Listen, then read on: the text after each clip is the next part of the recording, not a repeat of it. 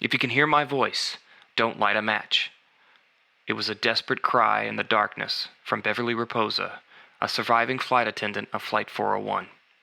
Surrounded by thick scent of jet fuel, engulfed in pitch black, and lost within the vast, unforgiving sprawl of the Florida Everglades, her voice was a beacon for the living. Welcome to Crypt Walkers, the podcast where the eerie and enigmatic come to life. Hosted by a police officer, Ryder. But there was definitely something in that house. And his co-host, William. Legitimacy first is more important. Director of WTCW Paranormal.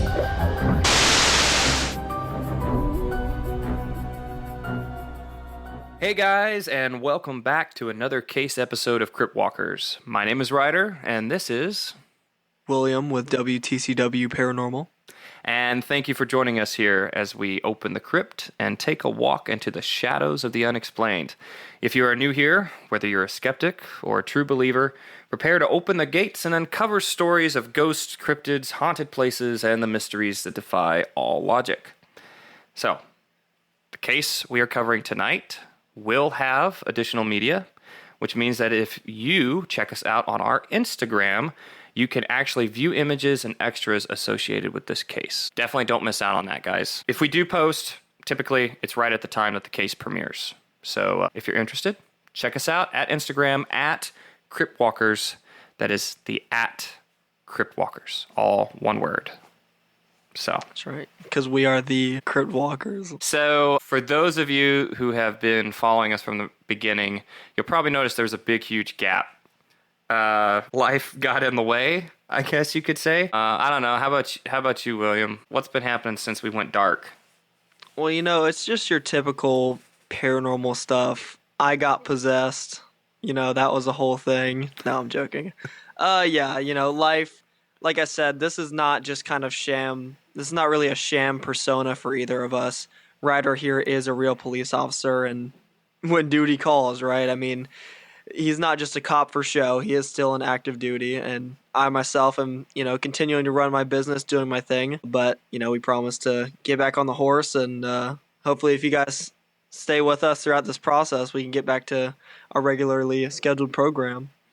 Yeah, we definitely did not intentionally mean to ghost you, no pun intended. But it was just one of those things where it's just all of a sudden life and work and everything just kind of came down all at once. So we're happy to be back in it. We both love doing this, and we're happy to continue handling these cases. So now, also, because we're starting everything back up, as you guys know, we like to do some listener file episodes in between each of our case episodes. We need more stories, guys. Eventually, I don't know, I'm going to have to start making them up like a campfire story myself. And AI generate the story. AI generate. I'm not really the best writer. I mean, that's kind of hilarious with the whole name thing, but I'm not necessarily the best at just coming up with a campfire story from the beginning. So eventually, in order to continue doing listener files, we need to have listeners sending in their stories. And guys, it really does not have to be much. You can even just send me this is what happened to me. It was at this time. And it could be 4 sentences. That's all I need to basically be a prompt. Because like I said, we do script it. So it is theatrical in a way. But it is theatrical in a way. But we try to just stick to the true story. So, and if you guys send in your stories with us, I will literally come up with the story. I will send it back to you, make sure that you guys are cool with it, and then we go from there. So, right. I mean, at the end of the day, creative storytelling prowess aside, it's more important to really just tell the stories and keep it as authentic as possible. And if you guys want to keep this series going, we do really need to have stories being sent, because then it wouldn't be authentic if we weren't actually getting these stories organically. So once again, we're very easy to reach over at Cryptwalkers on Instagram, and I believe our TikTok DMs are open as well at Cryptwalkers. Yes, yeah. Best way to send in your stories, and if you actually go to any of the listener files episodes. Like you can actually go into the show notes and it gives you literal instructions on like how you can submit, all that type of things. Also, if you guys got stories and you got photos or videos associated with it, send it in. Like, that would be awesome. Like, if you guys recorded like a shadow figure and it's connected with your whatever story that you've told, I mean, we'd be happy to share it. Just know that anything you do share with us, we're probably going to share it with everybody else. So yeah, so keep the embarrassing photos to yourselves, I would say, unless you want to share it with the world. Exactly. Well, that covers the listener files. What about you, William? I mean, is there anything new going on with UTCW that you want to share with us about? So lots of change. We want to really upscale our operations this year. So we just recently wrapped up an event at a haunted antique store by the name of Vintage Trixie.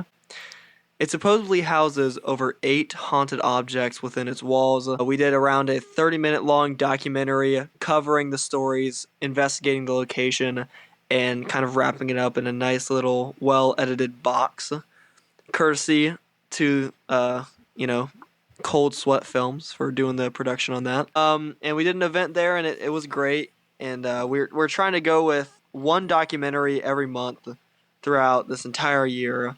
And we are on track. We're on track to reach that goal, so I'm really excited about that. So we have some big things in the work, but like I said, duty calls. So I've been busy. Well, that's good, man. I mean, we were talking off mic, and I'm very excited I'm even jealous for your team because you guys you're starting to hit it out of the park. And other than this podcast, because as you guys know, I do have a background in paranormal investigating, but this is my outlet, if that makes sense. I mean, other than me just doing my job on a day-to-day, this is the only thing I got going for me as far as paranormal. So I watch your guys' videos, and I'm like, man, I just wish I was there. I think it would have been so much fun, Oh, yeah. It's fun. I mean, one day, maybe, Can't tell too much to the people. Yeah, exactly. So, okay. Well, everything we just talked about, links to everything, it's going to be in the show notes. We're going to go ahead and just keep going right along. That's about it for housekeeping. So the case we have tonight, as you guys may have noticed, is Flight 401. There is a lot, so let's just go ahead and dive right in. Okay. So let's look at the background and the setup. So first, I'm going to talk about the airline that's associated with this case.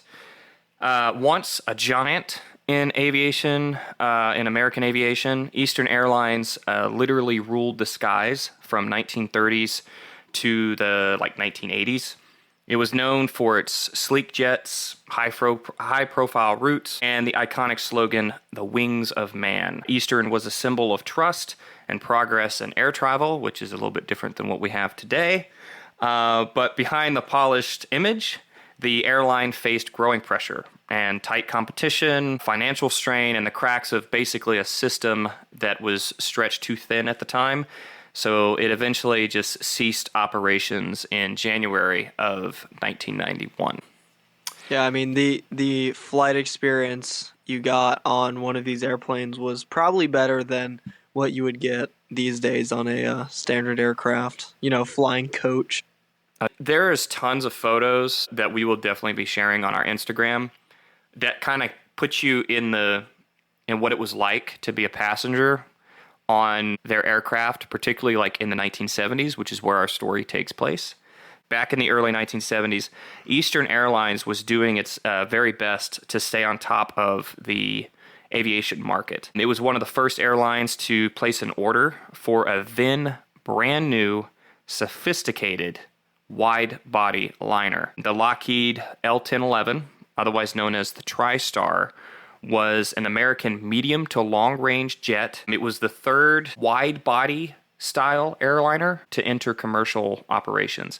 Now, this is after, of course, the Boeing 747, which is everybody calls it the Queen of the Skies, and the McDonnell Douglas DC-10. For my aviation fans out there, DC-10 kind of had a very troubling history as well. But the airliner that we're talking about had a seating capacity of up to 400 passengers and a range of over 4,000 nautical miles. That's like, William, that's like 4,600 miles in American, and it's 7,410 kilometers for basically the rest of the world. So it had some range. Real patriot, you know. There's only one way, and it's not meters. Well, at the time, its tri-jet configuration, which basically means it had 3 jets, utilized the 3 Rolls-Royce RB211 engines, with each engine, one being under each wing and one being center-mounted and embedded in the tail. So we got pictures of the aircraft that's involved with this case, and one of it's actually in St. Louis, just taxiing down a runway, and you can actually see what we're talking about here. The aircraft was the first of its kind. It had a auto land capability, an automated descent control system, which there's more about that later, trust me. And most came equipped with a lower deck galley and lounge facilities for the crew. So like, even just working for Eastern, if you got to work on an L-1011, you got to ride in style. So, yeah, they had like their own little crew quarters underneath the airplane. So that's why they were like so wide. Like every time I see a picture of like an aircraft from back in like the 70s or 80s, they're like thick, at least compared to the ones now. Very much so. And I believe, and I could be wrong about this, we'll have charts on like I said, there's tons of stuff that we'll have in the additional media. I believe it was 2 seats next to the window, and then there was like 4 or 5 center seats, and then 2 more on the next window. Like it was massive, and it had a full kitchen underneath. So like, you had your top deck. Technically, it had 2 decks. You had your top deck with all the passengers, and then it actually had 2 elevators that you could, like literal elevators that you could ride up and down, that the crew could access the lower galley, which basically had a full kitchen, and then it had a lounge for the crew itself. And I mean, this wasn't just like a cramped little area. This actually had like full-on couches and like little seating area. Like it was legit. And we got pictures of that too. Like from the movie The Airplane, where the girl orders her coffee black.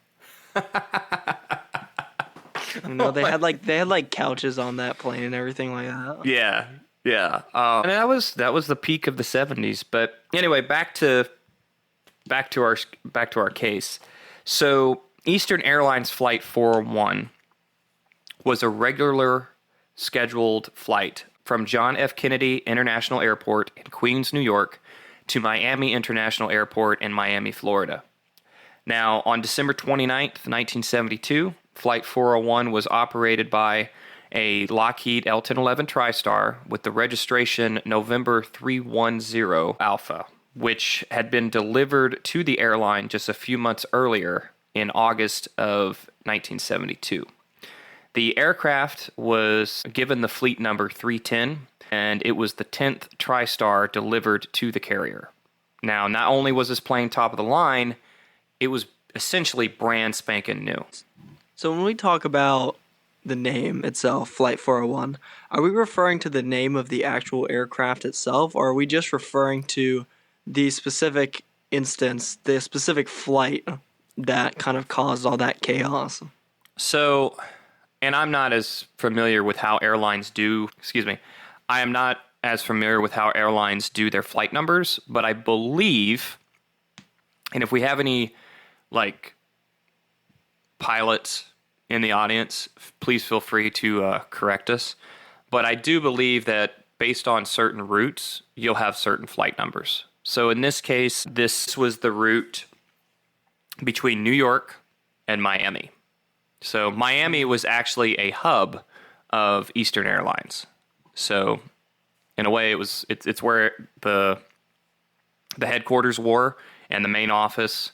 So yeah, I'm not really sure. I do know that Flight 401 was the flight number for that particular flight. So the aircraft itself was known by its registration number, which had the fleet number embedded in it. So like November 310 and fleet number being 310. So Understood. So Yeah. listen, it's a plane, and that's cool. But what the really interesting part about this case, and what everyone knows this story for, the reason people clicked on this podcast episode is because of what inevitably happened to this plane. So let's talk a little bit about the crash. Exactly. So regarding the crash, now I gathered this from the published information given by the Federal Aviation Administration, which in the United States is the FAA, and a post-crash investigation that was conducted by the National Transportation Safety Board, or NTSB. I gathered most of our notes regarding this, like I said, from what they documented. The links to everything that I get all this information from is actually going to be in the show notes. So if you want to continue on, you can click those links. Flight 401 departed JFK at approximately 9:20 p.m. with an expected arrival time in Miami of 11:30. In addition to the captain, Robert Albin Bob Loft, age 55, First Officer Albert John Burt Stockstill, age 39, and a flight engineer named Donald Don Lewis Repo, who was 51, there was an additional deadheading crew member in the flight deck. So essentially deadheading means that you're not a part of that crew, but you're basically just along for the ride because you're being repositioned, if that makes sense. So you're part of a different flight, like you work for a different aircraft, but you're just being transported to your next job or whatever location your flight is at. So in this case, the deadheading crew member was a maintenance manager for Eastern Airlines. So his name was Angelo Donadeo, age 47, and he remained on the flight deck for the entire flight in the jump seat. So you can imagine you have two pilots up front. The flight engineer is directly behind the co-pilot, and then you have a little jump seat off to the left. So, aircraft, especially older airplanes, it used to be you had an actual, you had the pilot, you had the co-pilot, you had the flight engineer, and you also had a navigator. So, this was a three crewed aircraft. Nothing abnormal about the scene here so far. Just, Yeah, it's just a regular day. Every single one of these people in this cockpit are not only are they very professional, but they have many, many flight hours. And I think the captain had over 29,000 flight hours over a 32-year career. And the co-pilot actually had more experience in the L-1011, but he had a very, it was basically not even 10% of the amount of flight time that the captain had. The flight engineer Don Repo was very highly regarded in Eastern Airlines as being a very good flight engineer. He worked on a lot of crews, and he had a lot of flight time. He had more flight time in the L-1011 than both the pilots combined. So he knew that airplane. Yeah. Or did he? Well, anyway, Repo, there's a lot. We'll go over Repo later, but this particular flight was uneventful until the approach into Miami. The weather was clear with unlimited visibility.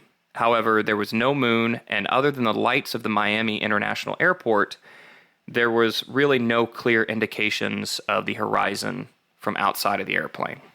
So visually, it was basically pitch black outside. While configuring the aircraft for landing, when attempting to lower the landing gear, the flight crew was unable to determine that the nose landing gear was fully extended and locked in the extended position. There was essentially a green indicator light which was supposed to illuminate upon the locking of the nose landing gear in the extended position. However, it did not indicate that the gear was actually extended and locked. Both the main landing gear and the nose landing gear need to be verified as down and locked prior to landing. Otherwise, you got a problem. The flight crew cycled the landing gear multiple times while they were coming in to land. They basically, what that means is they pulled the landing gear up and then they dropped it, and then they pulled it up again and they dropped it again, attempting to get the light to come on. Unfortunately, it still did not indicate that it was down and locked. So since this happened, Captain Loft basically determined that they needed to perform what's called a missed approach in order to troubleshoot the apparent nose landing gear problem. The flight crew communicated with the Miami Tower and advised them of the missed approach, saying that they had issues with their landing gear, and the tower cleared them to climb straight ahead 2,000 feet and contact Miami Approach Control for further information. The approach controller instructed the flight to maintain 2,000 feet and begin a left turn bank out over the Everglades, basically to give them enough room to figure out this issue. The approach controller planned to eventually set the airplane up for an extended, what's called an extended downwind leg, which is parallel to the intended runway that they were going to land on. In the cockpit, Captain Loft then instructed the first officer, Stockstill, to go ahead and engage the autopilot. Speaking of which, guys, there is a really good graphic that was done by NTSB that we're going to post on the Instagram page. So you can actually see what I'm talking about. It'll take you step by step and guide you and show you what it looked like, them going over the runway and then coming back around. Yeah, you guys, we were not scared of subtlety, all right? Go follow the Instagram. If there was any case that you need to check out the Instagram, this is it, because there's just so much to give you. And we're talking crash photos. We're talking like beyond just the paranormal side of it. So. Right. Because the majority of the cases that are really famous in the paranormal world is just, this guy seeing a thing. Maybe he'll snap a picture and that'll be your additional media. This is a government approved aircraft, and this a real investigation went into it. So there's a lot of documentation regarding this case, which is all available. I mean, if you want to go out there and research it for yourself and sit there for 80 hours trying to find all of the information on it, you can. Or you could just go onto our Instagram at Cryptwalkers. Save yourself some time. Exactly. So anyway, he told Stockstill to go ahead and engage the autopilot. Upon engagement of the autopilot, which was set to hold the aircraft steady at 2,000 feet, all three crew members and the additional flight deck passenger began troubleshooting the nose landing gear indication problem. So all four men were qualified to figure out what this issue was. They all knew airplanes. They essentially all started working on this problem. A flight engineer, Repo, performed what's called a light test, which illuminates all of the indicator lights on the flight deck, basically lights them up like a Christmas tree. And in this case, the nose landing gear light continued to not illuminate. So the flight engineer speculated that the light itself, which is a plastic housing containing two small light bulbs, might be improperly seated in its socket, and advised the first officer, who was closer to the actual light, he advised the first officer to go ahead and remove and reinstall the light lens assembly. Now, Stockstill, of course, did as he was asked. He removed the light lens, but it apparently jammed upon reinstallation. So while both the captain and the first officer attempted to free the jammed light, the captain basically turns around and he ends up pushing on the control yoke, which is basically the steering wheel, if you will. It's like, you've seen it. It's the wheel that they pull and they go forward and they go left and right. It's called the control yoke. Anyway, so he nudges the control yoke as he turns around to tell the flight engineer, Repo, to go ahead and enter what is called the hellhole, which is it's officially. I say, wow, bro! That is a wow. Yeah, I know that sounded so wrong. Okay, it's officially. He says basically go enter the hellhole. Yeah. Officially known as the forward electronics bay, which is below the flight deck. No, we don't need to get into officials. Yeah, go in the hellhole. Go ahead. Go on in there. Just go in the hellhole where you can visually inspect the gear. That's right. So essentially, below the flight engineer's feet, there is a hatch. You open the hatch and you go down a small ladder into a room that is underneath the cockpit. And in that room, you can turn around and look out a small window that faces the landing gear, the one that they're worried about. So at this point, they have all the gears down. Okay, so they're hoping that Repo can go down there, look out the window, and see this front landing gear, okay? And then they'll know everything's fine and that there's just something weird with the light. Unfortunately, he was unable to see it due to the blackout conditions outside the aircraft. Because remember, it was pitch black outside. So while Repo was busy in the hellhole...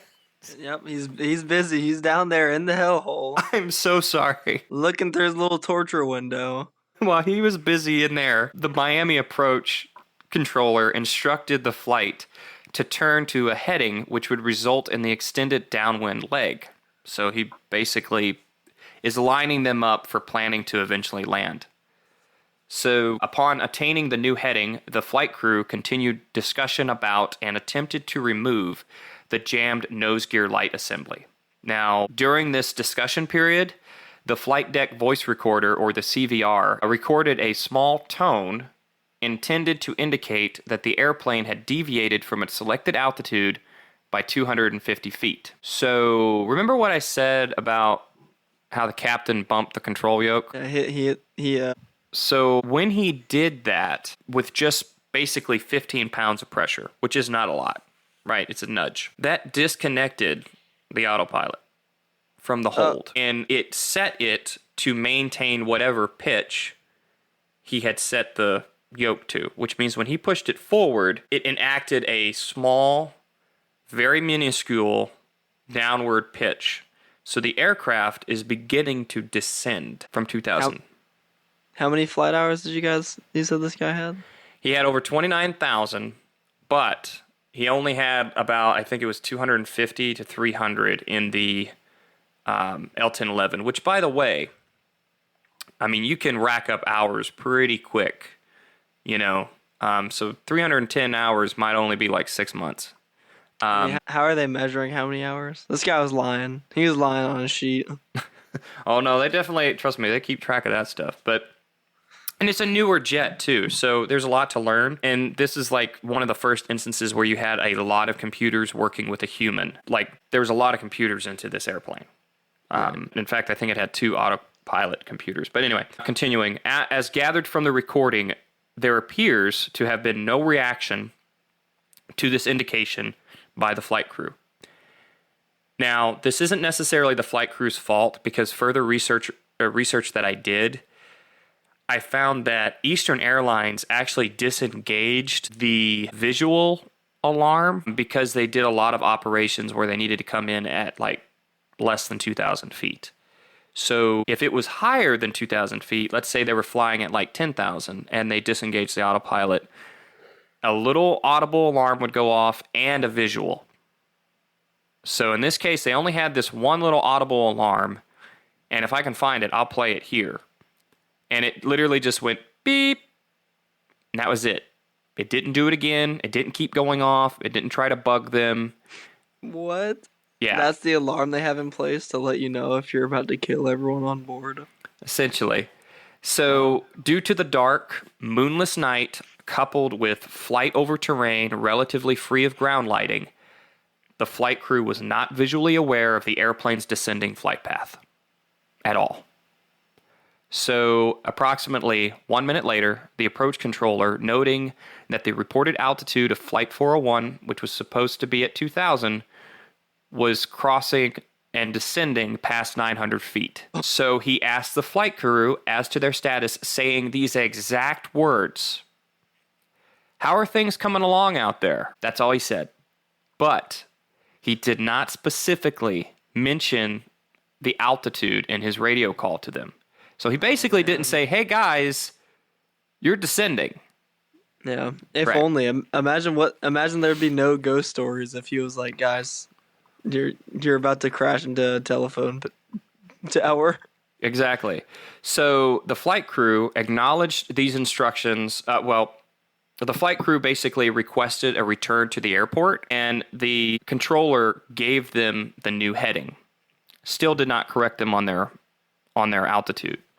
The flight crew acknowledged these instructions and then began a turn back towards the airport. As the plane was turning, First Officer Stockstill was recorded commenting, "We did something to the altitude. We're still at 2,000, right?" Captain Loft exclaimed, "Hey, what's happening here?" This was followed 3 seconds later by the sounds of initial impact. Man. The airplane struck the ground while in a 28-degree left bank, because remember, they were turning back to the airport, and was destroyed by impact. It was ultimately determined that the nose landing gear was locked in position the whole time. So the first time they lowered the landing gear, it worked. So Wow. a safe landing could have been performed even though the flight crew had been unable to determine the gear status. The light bulbs in the nose landing gear light just simply had burned out. So the aircraft crashed into the Everglades at 227 miles an hour and resulted in the deaths of 101 people, including everyone in the cockpit except the deadheading passenger Donadeo. Of the 176 souls on board, only 75 survived. Yeah. So I feel bad for Repo because he's in like this little tiny room still trying to look for this landing gear, and then suddenly it's out. Like Can we specify what the tiny room was called?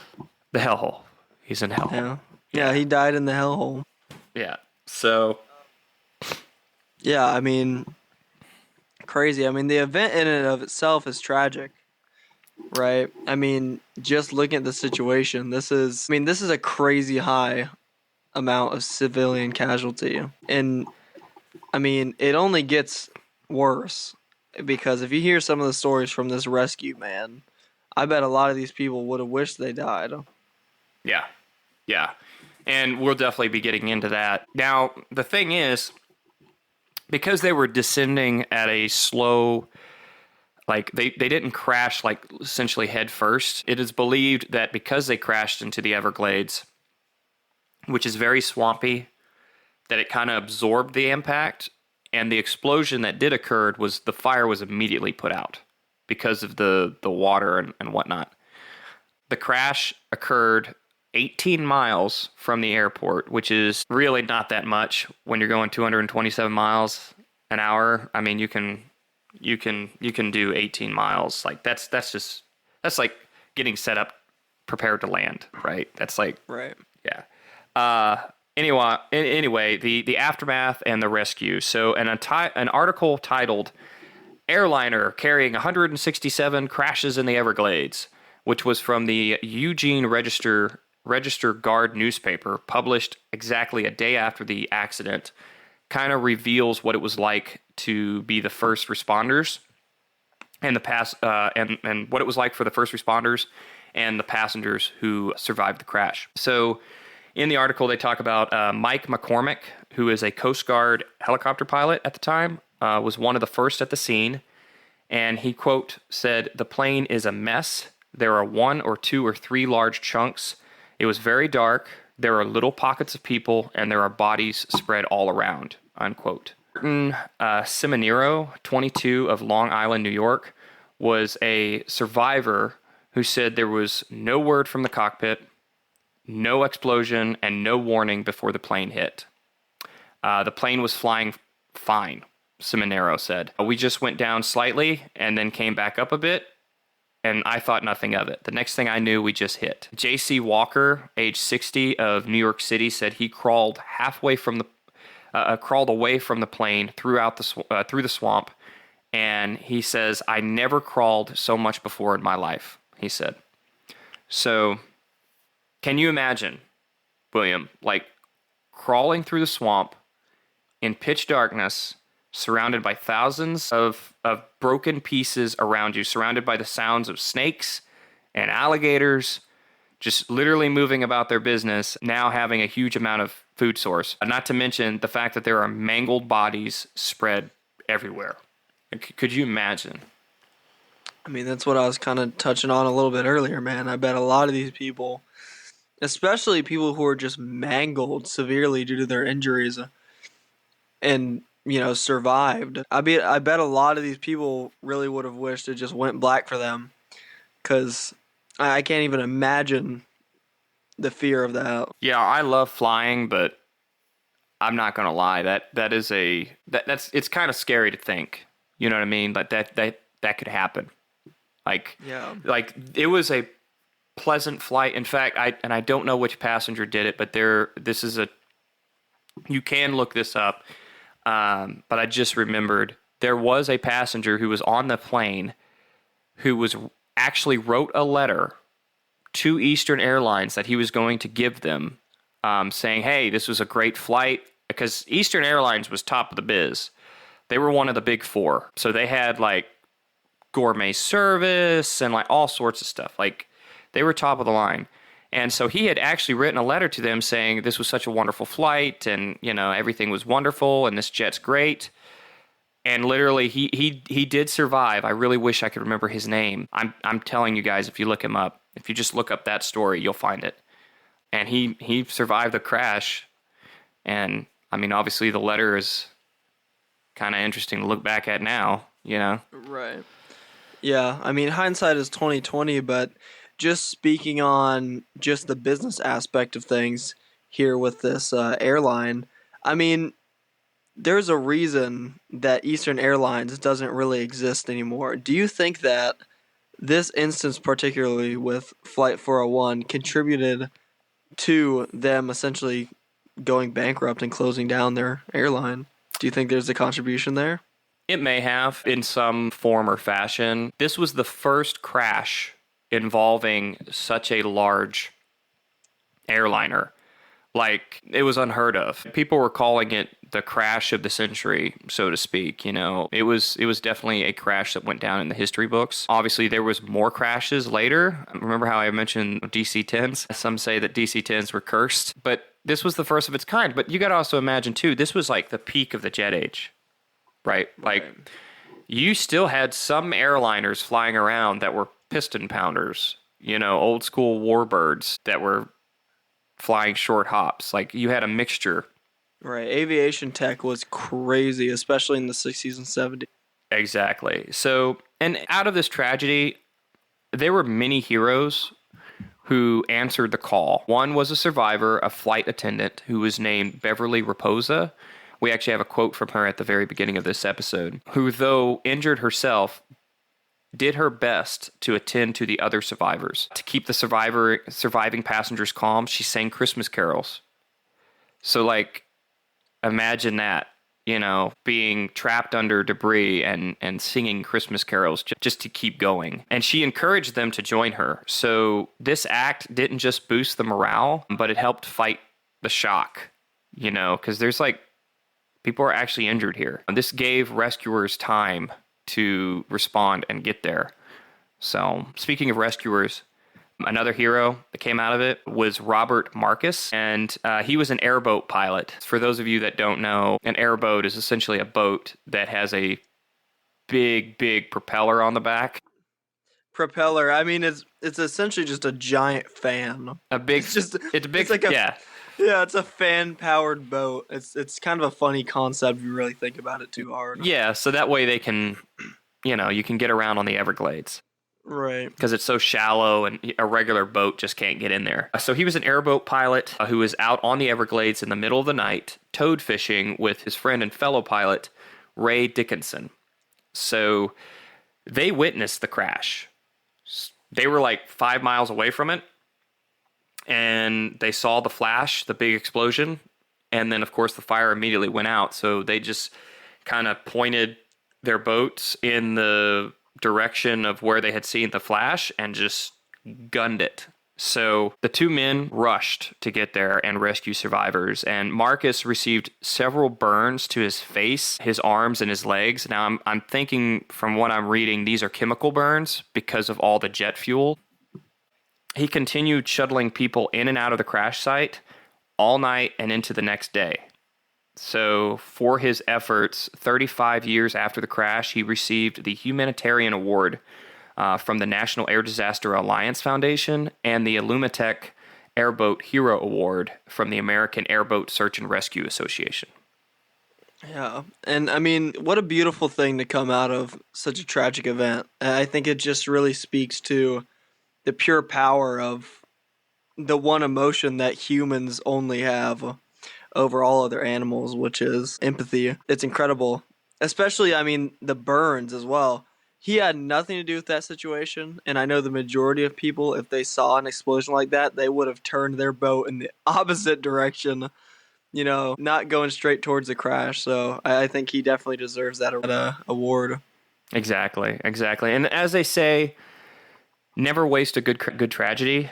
And so the crash of Flight 401 resulted in the birth of what's called Crew Resource Management, or CRM. Prior to this crash, it was basically common knowledge that if you were the captain, you were the head of the ship, period.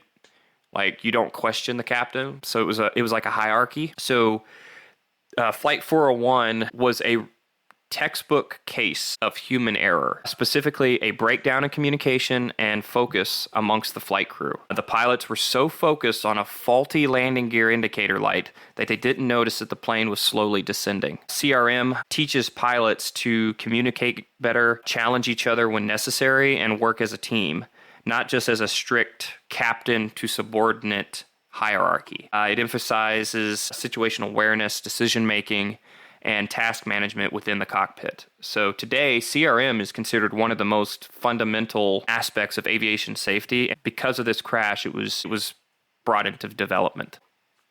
Yeah. And I mean, it's a crazy story, truly.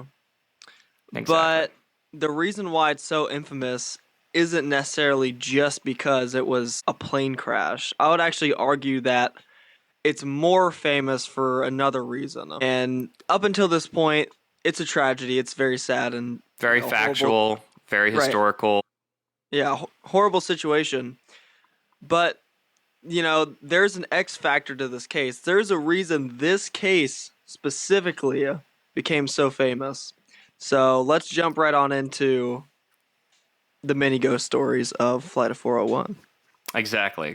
So this is where we dive into the paranormal. It should be noted, we gathered a lot of our information on the following tales from a site called, it's kind of funny, Confessions of a Trolley Dolly.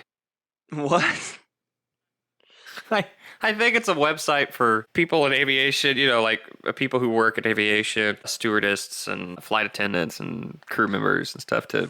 I feel like that actually gives it more credibility that all the ghost stories are being recounted by pilots and stuff. Well, that's what's funny is that, and we'll get into this, but a lot of these ghost stories are very credible. They have an element to them, but we'll just move right along. So the crash, though violent, was actually softened by the swamp, as we talked about before. And because of this, parts of the aircraft was actually able to be reused. After rigorous testing, some parts were salvaged by Eastern Airlines and was placed on other L-1011 TriStars in their fleet. So this is where you can see where this gets weird. Yeah, it's almost similar to, you can kind of draw comparisons to something like the Amityville Horror, where Ronnie DeFeo, killed the whole DeFeo family in their beds. Then the house goes up for sale. The new family moves in, and they didn't replace the beds, the pillows, didn't replace anything. That'll buff right out. Right, and that's essentially what they did with Flight 401. They're like, I know this wing, kind of blew up or whatever, but let's just slap it right onto another plane. Yeah, that aileron still works, so we can use that. Yeah. Some parts of the cockpit. So as far as what I have found as far as parts, there was parts of the cockpit, like instruments. I believe the autopilot computer was reused. Wow. I know, kind of on the nose, don't you think? Yeah, what an interesting... But stuff like seats were reused. They had like ovens that were reused, because I said, it had a full galley. Once again, I mean, I can't stop bringing this up. I mean, look at a plane like this back then versus flying coach now. Yeah. Where's their oven? Do you think they're cooking up those pretzel bags in the back? No oven. You don't get an oven. Definitely not. You don't get an oven. You get a screaming, crying baby and 0.5 millimeter of legroom. That's what you get. Exactly. So continuing on, all these parts were spread out amongst the fleet, but one particular aircraft in particular, it had a registration number of November 318 Alpha, so I'm assuming it was like the 18th aircraft in the fleet, so it was younger than the one that was involved in the crash. And as the weeks and months passed, strange goings-on began to occur on board. So these are some of those stories. So the first one's called, I just called it, for my notes, First Class Deadhead. JFK Airport, 1973, and an Eastern Airlines TriStar, which is the one in question, the 318 EA, was boarding for its flight down to Miami. A stewardess, who we'll call Samantha for this purpose, was doing a pre-flight head count of all the passengers in first class. And then she noticed she had counted one more than she had scheduled on her list. So she basically, if there was 25, she's counted 26. So something's not right here. We might have a stowaway, essentially. So she looked around the cabin and discovered an Eastern Airlines captain sitting in one of the first class seats, facing forwards and expressionless. This was not a shock to her, for it was common for captains to quote-unquote deadhead and board a flight to get them to wherever they needed to go to reposition themselves. So like we discussed before. In most cases, they never properly checked in. They just kind of would board a flight, as long as it's with their same airline. They're like, oh, there's an empty seat, I'll take it. Lucky, So he just blessed himself with a first class seat too. Yeah, exactly. So despite this, Samantha approached the man and began asking him for his information, just so that way she could have it noted in the roster, not necessarily to get him in trouble or anything. Then, as she's talking with him, he's not really responding. He's just kind of ignoring her. And of course, now the other passengers, because there are witnesses to this, who are sitting in the first class, they all see him too. And they're now they're cluing in, because clearly the stewardess is trying to get this guy's attention and he's not responding. So they're looking at this, and she continues to ask him, hey, what? I need your info. Then he turns, he looks at her, and in front of the entire first class cabin, he vanishes.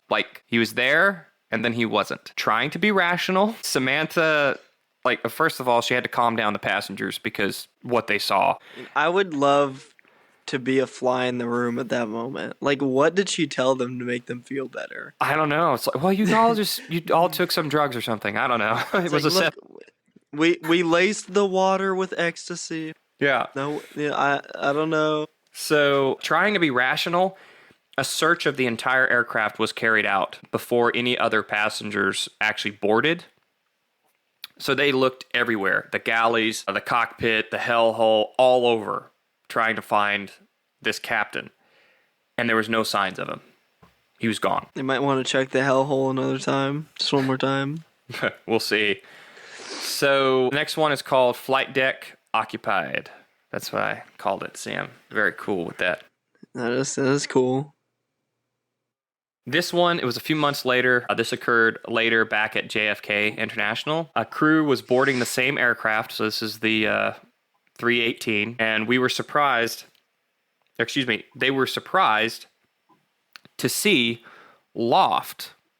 So Captain Loft was already sitting in the flight deck. They apparently chatted with him. They didn't realize that he wasn't real, because you got to understand, the way that they do flight crews, you don't fly with the same people each time, okay? Because they keep moving crews around. Are you familiar with Captain Sullenberger? With the landing on the Hudson? That sounds like the most made-up name. I know. But the landing in the Hudson, the Miracle on the Hudson, where he lands in the Hudson River. Okay. No. So in the stories that come out about that, believe it or not, him and the co-pilot that flew so well together, that was their first time meeting each other, was that flight. So it's very common. Yeah, it's very common for to not know who you're flying with. You only just meet them right then or right there, So especially on a big airline. So these guys apparently did not recognize Bob Loft. So they chatted with him, not realizing who he was. He apparently talked back to them before he literally just vanished, just like the other captain, which people assume they're the same spirit. He vanished right before their eyes, and it scared them so much that the flight crew was later canceled. Man, they canceled the whole flight? That's a lot of money. Yeah, I was going to say, I wonder what the airline, they're like, well, why'd you cancel the flight? And they're like, oh, we'll get into the airline's response to all this after we get through the stories, but my goodness. Man, it's funny. This next one's called, I Checked It, You're Clear. On the L-1011, flight engineers would usually arrive at the aircraft before the other crew to carry out their pre-flight checks. So they were the masters as far as making sure all the engines and everything were good to go. This particular day, a flight engineer was stunned to see an Eastern Airlines flight engineer already sitting in his seat. He immediately recognized him as Don Repo because the two had been close friends when Repo was alive. Ooh. The apparition said to him, "You don't need to worry about the pre-flight. I already checked it," before disappearing. You know, this might be a little bit of a dark joke, but I don't know if I would trust his judgment about being good about the pre-flight.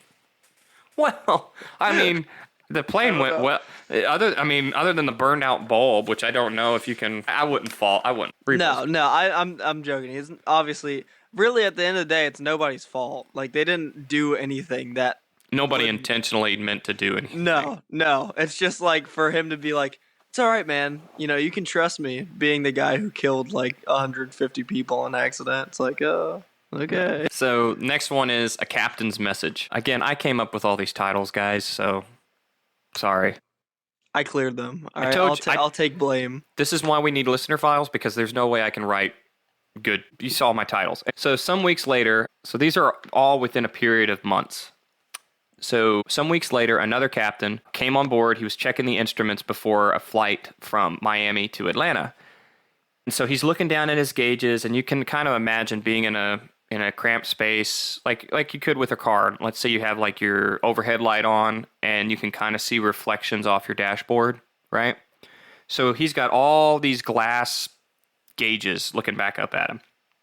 And so he can see reflections of what's behind him in the gauges. And so he's looking down, and he ends up seeing, staring him right in the face. From behind him was the unmistakable outline of Repo's face. So the captain claimed he distinctly heard the words, quote, "There will never be another crash of an Eastern TriStar. We will not let that happen." Which, to my knowledge, I really don't think there was another one after that, right? I don't think so. There never was. Not with Eastern. He's an oracle. He's an oracle spirit. Yeah, he's an oracle. Yeah, Don Repo. So I've read a lot of the ghost stories about Flight 401, and I'd almost say that Don Repo and even Loft are kind of synonymous with the ghost stories about Flight 401. Mm-hmm. Which it kind of begs a question, like, why their spirits specifically rather than, like, somebody who was flying to go see their grandma and, died because it was out of control. Mm-hmm. And it kind of reinforces that theory that a lot of people have where a spirit's more likely to stick around if they have some form of quote-unquote unfinished business or guilt reason to, stick around a little bit longer than other spirits. But at the end of the day, all pseudoscience, but there's a theory to kind of back a lot of the patterns we're seeing with this case specifically. Yeah, I can see honestly why they're almost kind of like the Guardians in a way. Like a lot of the stories that I've come across, they're almost like being like a guardian angel. They're like looking out for, maybe it's because they think, they have some sort of responsibility to it. Maybe it's also because like Repo had no clue. Like he wasn't even upstairs in the cockpit to hear them even talk about, wait a minute, what about the altitude? Well, that's why I kind of bring it up. Like, why him specifically? You know what I mean? Yeah. So I don't know. Maybe he, talking, just giving this the credit that it's due. It's possible that maybe he just felt bad. Yeah. But as I said, that would reinforce the theory. Yeah, not knowing was it a mechanical issue? He was the flight engineer, maybe, But anyway, so speaking of Repo, hellhole. Hellhole. Yeah. Hellhole. During a flight from Atlanta to Miami on board 318, the flight deck crew were enjoying their meal as they cruised at 39,000 feet. Suddenly, there was a loud knocking coming from the hellhole. So this is basically the trap door below the flight engineers. There's a loud bang coming from underneath. And mind you, for context, everybody, in 318 is the same plane from the other story with the deadhead, the guy who is kind of just lights on but no one's home and then disappears. Yeah, and by now, the ghostly stories had been circulating around the company, and the crew were very reluctant to look. Like, Right. they're like, I don't know. I don't even want to know. I don't want to know. I don't want to know. It's their fault for naming it the hellhole, man. So, so the knocking continued. Eventually, they could not ignore it anymore. And so basically, they drew straws to see who was going to open the hatch. And since the flight engineer was the closest, he went ahead and opened the hatch. And he nearly had a heart attack because he was horrified to see the face of Repo looking back up at him from the darkness. Like, the only light that was in the hellhole was coming from the cockpit. So you can just imagine this ghostly face looking up at you. Like, it gives me the chills just even thinking about that. Like I want to turn some lights on right now. And if you could, you're going to see pictures of Repo, and I can just imagine that face like leering out of the darkness. He's not a bad guy, but it would be creepy. It'd be creepy, really, anybody. It'd be like, it's like imagine Michael Myers looking at you from like darkness, and all you see is his face. I just feel like it's really anybody. Like especially if I'm like in a dim room. It's almost like when you're inside your house and you have like a screen door or something like that, and you see like Adam Levine's face looking at you from the dim darkness. It's like, it's still creepy. Yeah, it's terrifying because this is exactly where he was when 401 crashed. Right. An identical space. So next one is basically just a compilation of multiple reports that we'll just try to go through really quickly. It wasn't just flight crews who saw the ghostly going apparitions. On one occasion, several caterers were loading 318 for its next flight, for one of its next flights, when they were seen rushing off the jet and refused to go back on. When they were asked why, they all stated that they had seen a flight engineer standing in the forward galley before disappearing. They don't very similar. They don't specifically say that it's Repo, but go ahead. I mean, very similar to, once again, the other two instances in 318. I don't know, dude, the ghost of Flight 401. Love 318. Because every time it's usually a ghost and then boom, gone. Yep. And that's their favorite party trick. Yep. On another Eastern TriStar, passengers reported strange occurrences. A woman sat next to an Eastern Airlines pilot for almost an entire flight, and she remarked that he looked ill, but didn't think anything of it. She called a stewardess to come and maybe check up on him, only for the pilot to disappear right next to her. Yeah. Well, one thing I want to interject a little bit is that this case, as you know, in line with many other cases, one thing you'll begin to notice the more American cases that we'll cover on the show is Ed and Lorraine Warren find their way to weasel their way in there. And this case is no exception. Inside the Warren's Occult Museum in Monroe, Connecticut, there is one of the parts from Flight 401. I don't remember exactly what aviation museum owns pieces of Flight 401, but it was sent to them. It is now in their museum because, of course, it is. I do have that information. It's just later on in my notes. Oh, do you really? Yeah. Because there are parts that are still around that you can actually go see. Oh, yeah. I see that. Yeah. There. So in another story, a lady summoned a crew member as she was concerned about an unresponsive pilot that was sitting next to her. These are almost two identical stories, but two different people on two different flights. And the man once again disappeared, leaving the passenger very shaken. She even left a bad review with Eastern Airlines. After these incidences, both women were shown pictures of the deceased 401 flight crew, and both identified Don Repo as the crew member they had seen. Anyway, although the airline had frankly, they literally said, this is all bull, this doesn't happen, this is all, they refused to believe any of these stories. The sightings were all reported, not necessarily to them, but sightings were all originally reported to the Independent Flight Safety Foundation, which is a credible source, who later commented, quote, "The reports that have been given to us were given by experienced and trustworthy pirates. It's okay. This is I'm gonna leave that. No, I'm gonna leave that in. Oh yeah, I'm just gonna. We're human. So we're human. they were. Human. Quote, the reports were given by experienced and trustworthy pilots and crew. We consider them significant, unquote. Eastern Airlines went on to warn employees, they even had meetings over it, that they could face dismissal if they were ever caught spreading the ghost stories.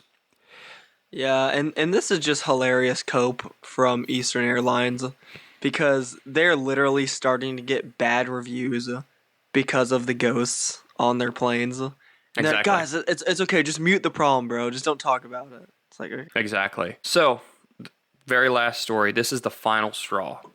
Okay. One incident changed everything. Flight 903 had just taken off from JFK en route to Mexico City. In this, stewardess Faye Merriweather, which name has been changed, was in the galley preparing the meals for the passengers. As she reached for the handle of the oven door, an oven which had been on Flight 401, she was horrified to see the face of Don Repo staring back at her in the reflection. Man, Don Repo, man, his little bag of tricks. I know. He got two moves. He's got the disappearing act and the face and reflection act. Exactly. One to panic, she briskly went to get another stewardess and the aircraft engineer to come and take a look. Like, you guys got to see this. Sure enough, when they returned, Repo's face was still staring out at them from the reflection of the oven. Although now it looked like he was trying to say something. Suddenly, all three clearly heard the apparition mutter the words, quote, "Watch out for fire on this plane." The flight reached Mexico City safely, but on the return leg, problems began with the starboard engine. After an inspection, the aircraft was cleared for takeoff, but as the plane climbed away from the airport, the engine failed and backfired several times. It was quickly shut down before it caught fire and returned to the airport. Thankfully, no one was hurt during the incident, but the crew were understandably shaken after what they had seen and talked about from the oven door. And I know I'm joking a little bit about the kind of recurring nature of a lot of these sightings, but listen, these are accounts from different stewardesses, different pilots, different parts of the crew, on all sorts of different planes. You don't think that any of the people in these stories were initially skeptical of the ghosts on these planes? You don't think anybody of all the 6 or 7 significant stories we just covered? Yep. And there are plenty more. So to my beautiful people in the skeptical community, I relate to you on a lot of things, but listen, you can't just write this away. Because you, yourself, as a skeptic, could have been one of the staff members on one of these planes. And then, see what you saw because of how much eyewitness testimony does it take? Exactly. How much?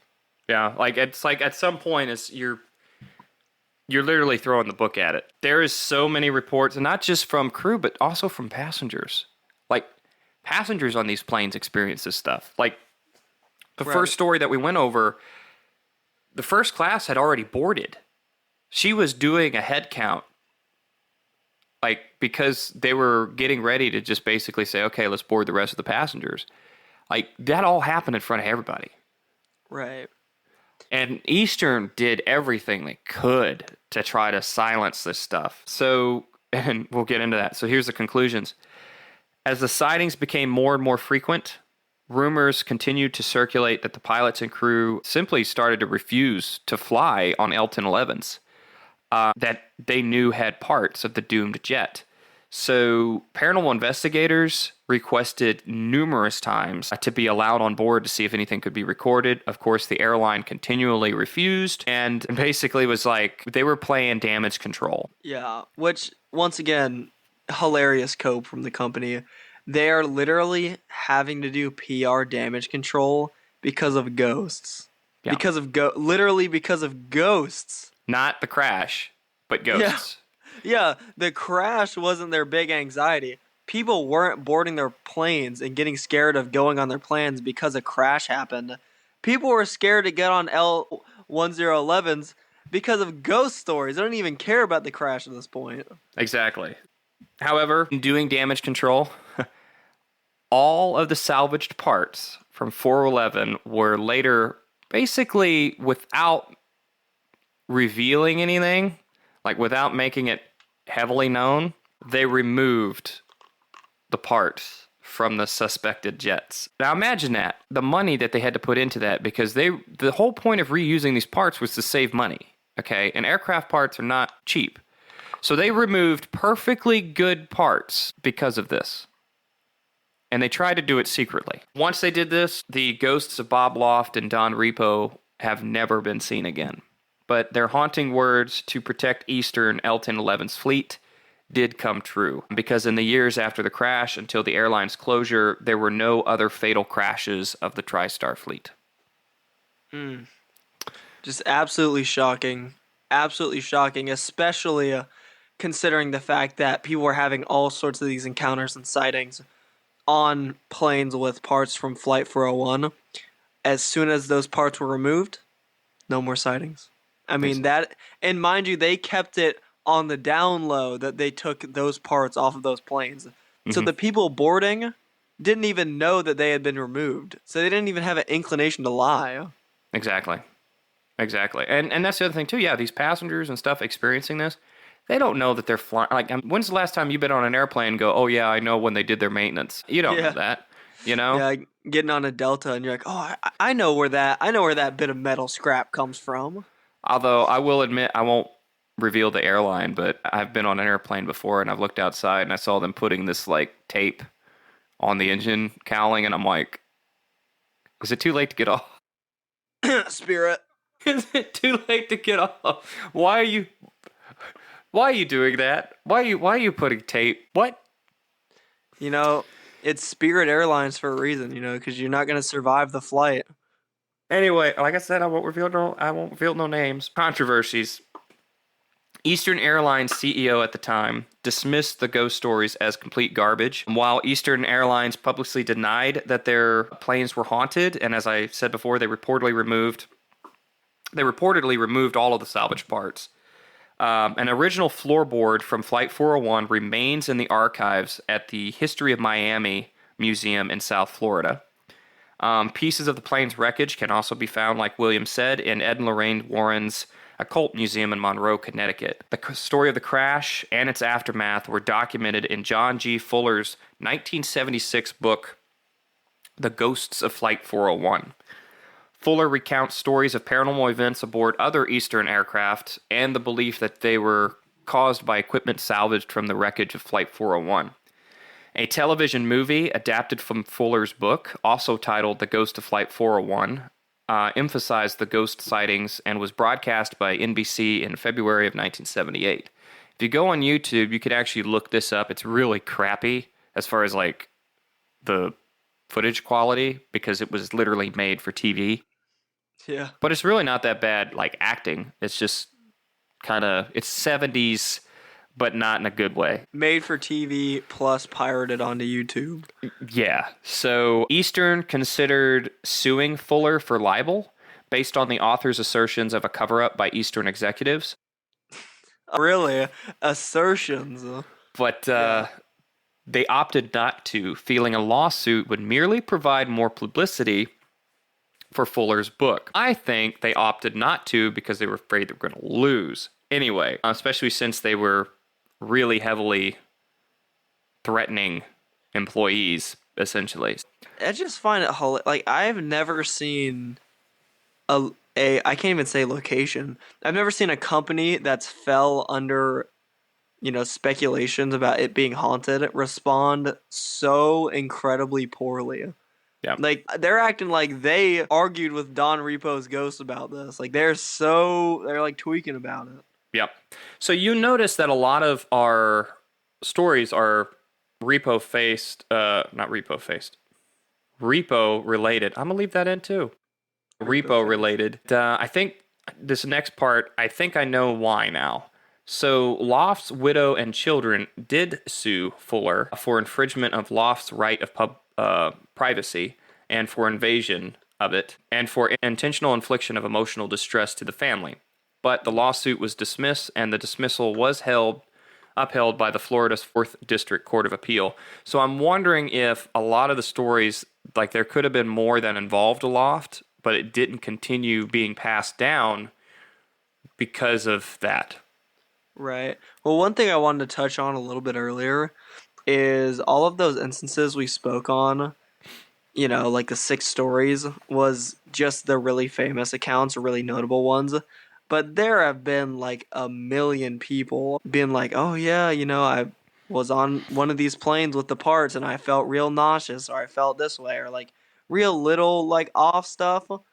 And I mean, Lord knows how many people experienced activity on those planes. Those are just the most notable instances of it occurring, really.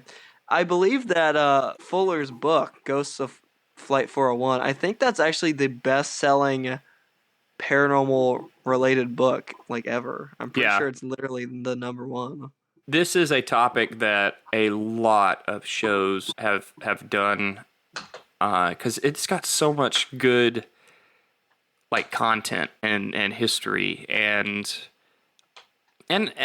not only that, whether it's honestly a story that everybody can get behind. Like, right. You can be an aviation fanatic and not really into ghosts, but like, oh, okay, this would be one of those aviation stories that you talk about around Halloween.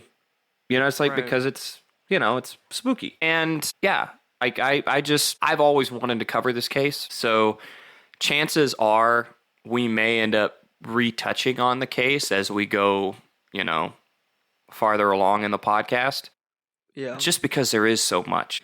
Yeah, if we really got into the nitty-gritty of at least the paranormal aspect of it, there's a lot to unpack there, like hundreds of stories. There was even and this is just spooky, there was a crash that happened at Miami International Airport. I think it was like 15 or 16 years later, and it happened not near the crash site. It happened at the exact same spot. Like the same coordinates and everything? Same coordinates and everything. And in fact, when they were recovering the wreckage, they found parts of Flight 401 still in the swamp in the wreckage. My gosh, that is crazy. Yeah. So, anyway, now,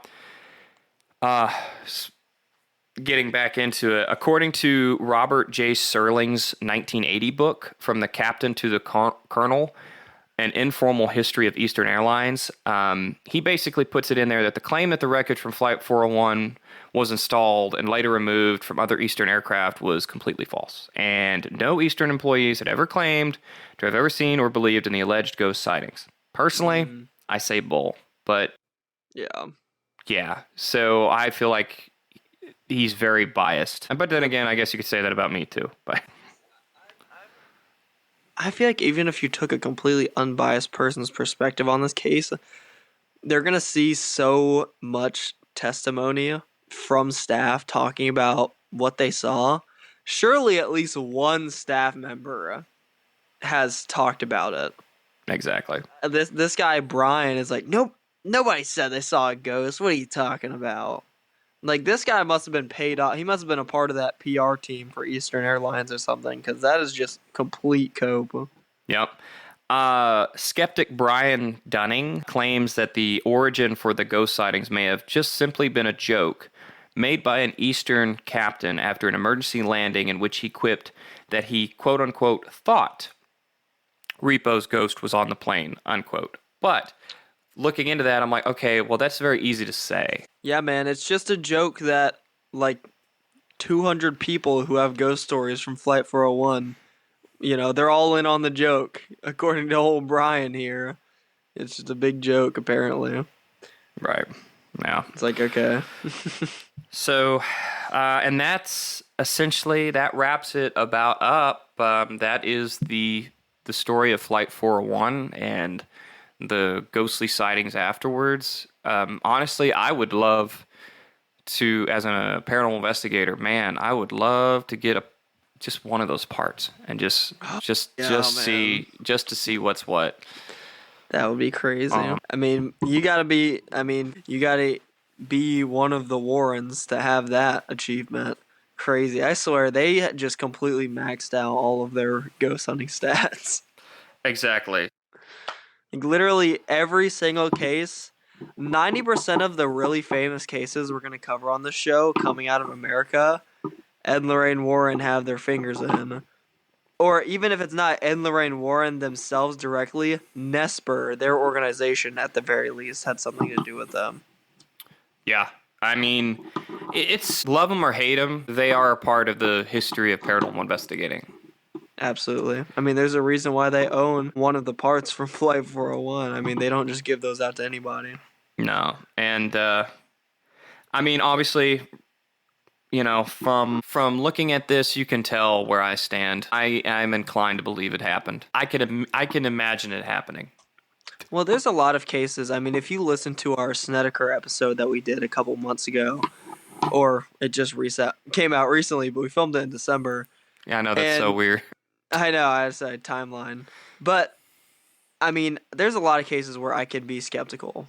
Yeah. But this is just way too many people. Yeah. Way too many. For me to just be like, they're all lying. Exactly. You know, I could say at the very least, they believed what they saw, even if it wasn't necessarily a ghost. Right. Like, at the very bare minimum. I mean, for this guy, Brian, to say that it's all just a joke, originating from one guy.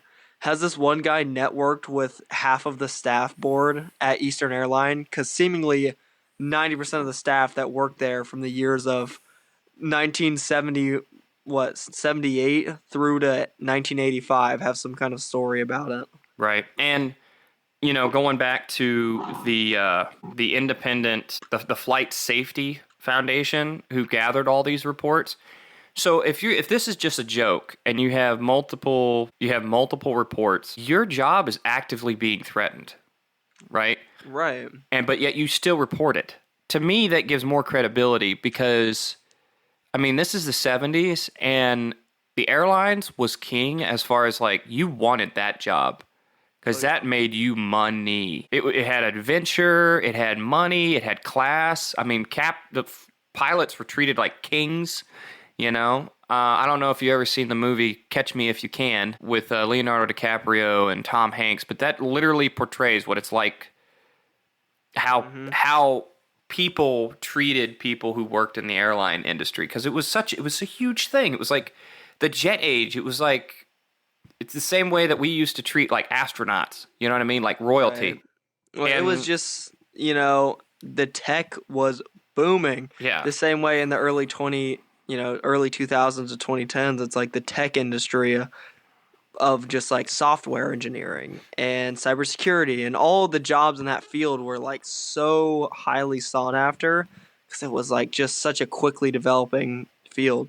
So you're telling me that these people risked all of that because of a joke? I doubt it. Yeah, man.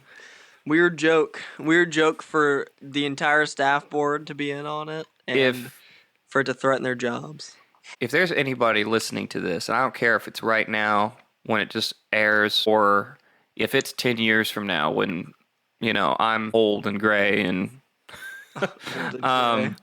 I don't care. If you are an Eastern Airlines employee who encountered something like this, and guess what? Let it shine, because let us know. We'll change your name if need be, but I mean, they're gone. Like they've been gone since 91. To be fair, not much to be scared of. Not like they're gonna get sued. Yeah, but yeah. I mean, one of the greatest paranormal cases, one of the most notable paranormal cases, really in American history, and just incredible.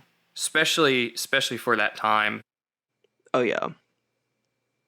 Right at the, I'm a huge fan of. Like, I have, like, love fascination with anything that is mechanical and, like, moves. Like, I love cars, I love planes, I love trains. I love the history that surrounds all these things and all these technologies.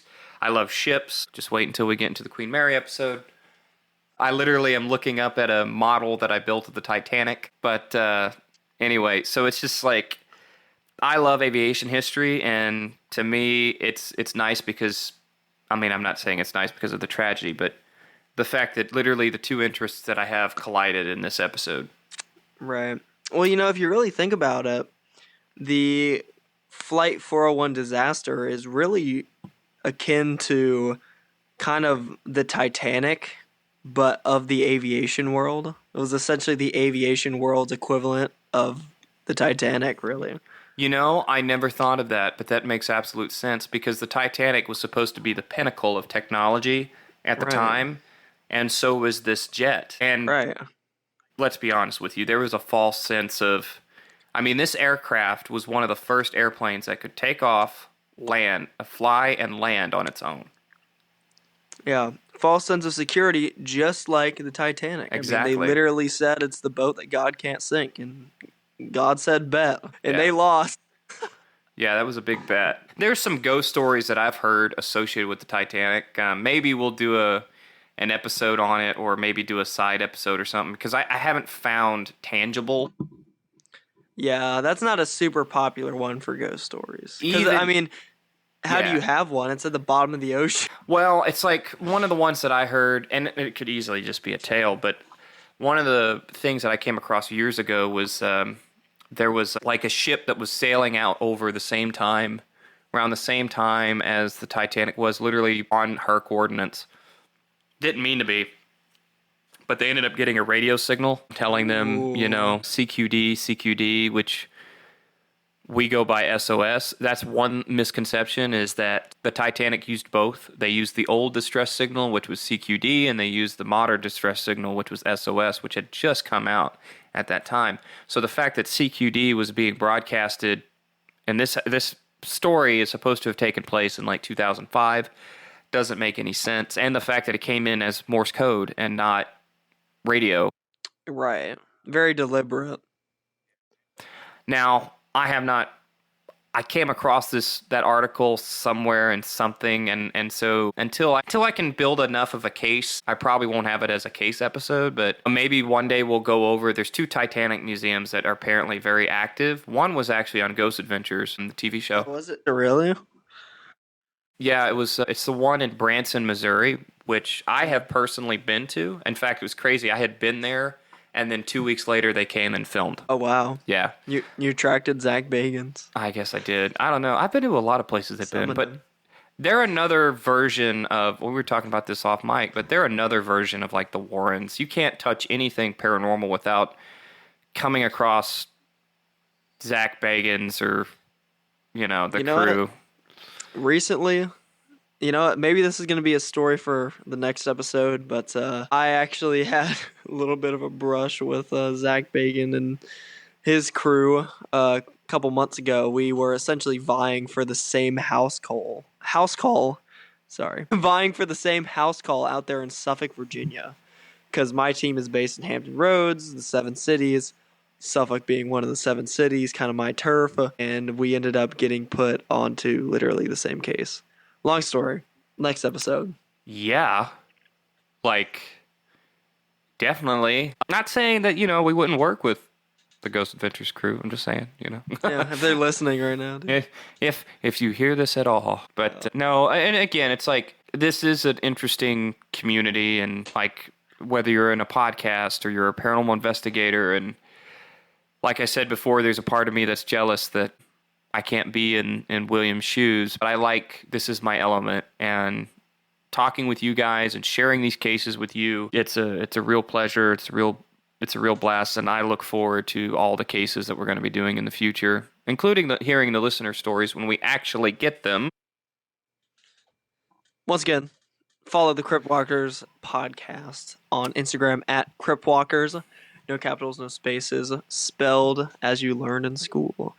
Exactly. Also, be sure not only to check out our stuff, check out William's stuff. Go to WTCW's Linktree, which is in the show notes. You can literally find them on anything. You got to see some of their videos, especially like William. I just got to say, the quality since you've been working. What was the crew that you're working with? The recording. Cold Sweat Films. So if any of you guys are listening and you're with Cold Sweat Films, I just want to say, I love your work. It's looking real good. Like, the quality it's getting up there. So you guys have got to check this stuff out. And a lot of the cases, like the antique store that you guys did, the documentaries, Yeah, the documentary style that you do is really cool. So I'm happy that we're working together on Oh yeah. on this And type I of mean, stuff. I always talk about, I just recently did an event and I gave a little bit of a seminar and I talked about what cases compel me the most. 90% of the time, what makes a case compelling to me as a paranormal investigator is when it's the police involved. Like, Yeah. probably the most famous instance of that was the Demon House case in Gary, Indiana. Practically the whole police force pulled up to that location, including psychologists, CPS, wellness workers. The lieutenant showed up. It's like everybody was tangled up in that. And it wasn't a single paranormal investigator. So to be able to work with somebody who's in the police force and also kind of in the paranormal space, it always just adds another layer of credibility. Well, that's good. I have, even as a police officer, I have heard some interesting stories, and I have encountered some interesting things out on patrol, especially during the night. It's just police officers are naturally there. We're out when all this stuff kind of occurs, So, I mean, That's right. You try driving a patrol car through a cemetery at night. It's a little creepy. A little creepy. And then, of course, there's viral videos out there. But yeah, no, like I said, I think this is a really good match. And this episode is kind of our restart, our fire up the engines and prepare for takeoff type thing. And so, yeah, it's really good working with you, man. Yeah, you too, man, for real. And listen, ladies and gentlemen, listen to the episode. We're back on the horse, so prepare for our next episode coming out. So that one, actually, you're going to be taking over. Ooh. I will be. So there will be a trailer. There will be a trailer following the conclusion of this episode. So stick around and listen to the trailer because it'll kind of give you some hints. And dude, I'm excited because once you guys listen to that episode, you then have to check out UTCW because there's actually some visual content that. Honestly, the additional media for that episode will probably just be UTCW's logo and just says, check this out. Do it now. It's not a question. It's not a question anymore. So now, me, William, we're working together very hard on this. But here's what we need. We also need your feedback. We want to make this show that is something that you guys want to listen to. So please, please, please, please. Leave us reviews. Let us know what you like. Let us know what you don't like. What you want to fix. What you want us to have fixed or changed. Because right now we're trying to find our voice. We're 6 cases in, and I think we're right where we need to be, though. I mean, wouldn't you say? I mean, this case in particular has been fantastic. Oh yeah. I'm excited to edit this. I know that sounds bad. Excited to edit this.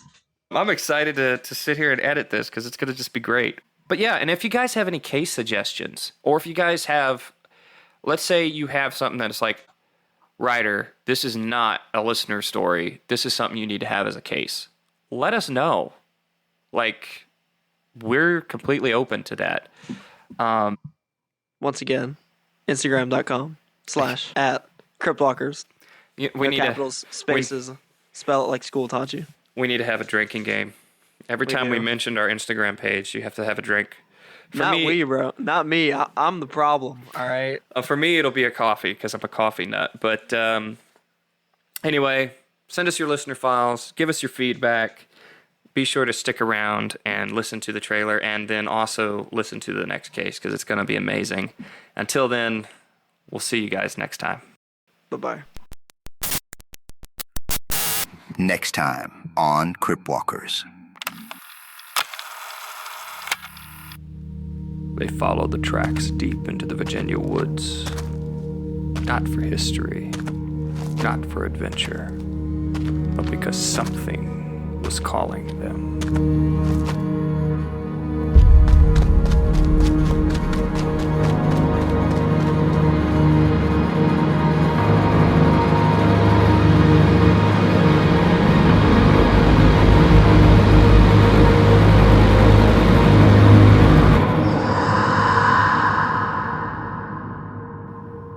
Join us as William takes the helm and recounts an investigation that his team would never forget. WTCW Paranormal presents Skinwalker Railroad.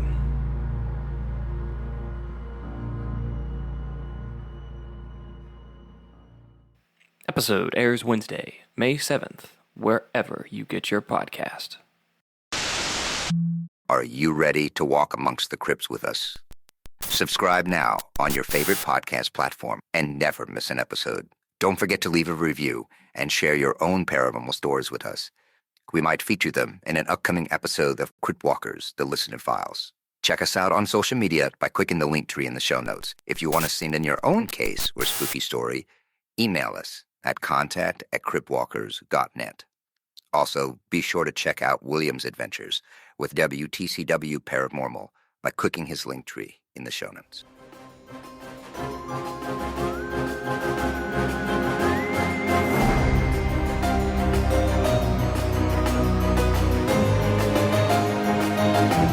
This podcast is a Miko Line Media production. The names Crypt Walkers, a paranormal podcast, and WTCW Paranormal is owned by its individual owners. All rights reserved. Music by Quentin Colbelts. Sound design created by Miko Line Media and licensed through Artlist. Copyright 2025.